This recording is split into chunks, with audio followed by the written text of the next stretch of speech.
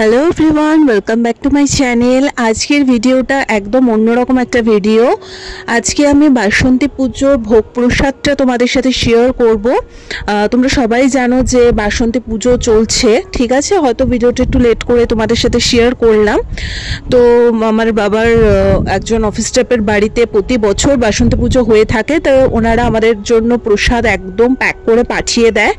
তো প্রচুর কিছু প্রসাদ এখানে পাঠানো হয়েছে। আর ভোগ প্রসাদে কিন্তু দুর্যোগ কাটে, তাই জন্য ভাবলাম এত সুন্দর একটা মুহূর্ত তোমাদের সাথে কেন শেয়ার করব না।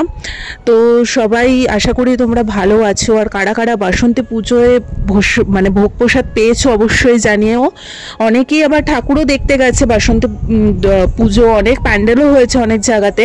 তো আমাদের ঠিক ঠাকুরটা দেখতে যাওয়া হয়নি, বাট প্রসাদটা ঠাকুরের আশীর্বাদে পেয়ে গেছি, প্রতি বছরই আমরা পাই।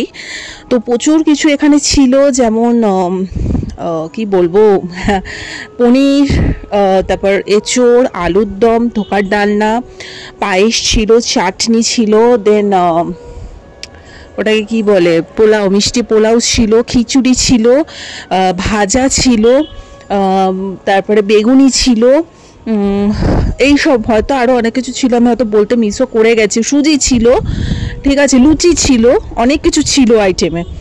সো তোমাদের সাথে একটুখানি ঘুরিয়ে দেখিয়ে দিলাম, আশা করি সবটাই তোমরা দেখতে পেয়েছো। তো এবার ঝটপট করে নিয়ে নেব আর আমরা ডিনারটা করে ফেলবো। আর ভোগ প্রসাদের তো আলাদাই একটা স্বাদ থাকে, এটার তো আলাদা করে বলার কিছু নেই। অদ্ভুত একটা গন্ধ থাকে এবং স্বাদও হয় অতুলনীয়। সো ভগবান সকলের মঙ্গল করুক। ছোট্ট ভিডিওটা ভালো লেগে থাকলে লাইক, কমেন্ট, শেয়ার, সাবস্ক্রাইব করে দিও। বাঙালির 12 মাসে 13 পার্বণ, একটা উৎসব শেষ হবে আবার আরেকটা উৎসব আসবে।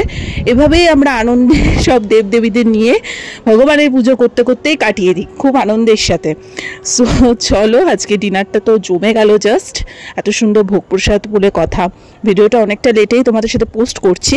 সো চলো, আজকের মতো এখানেই টাটা।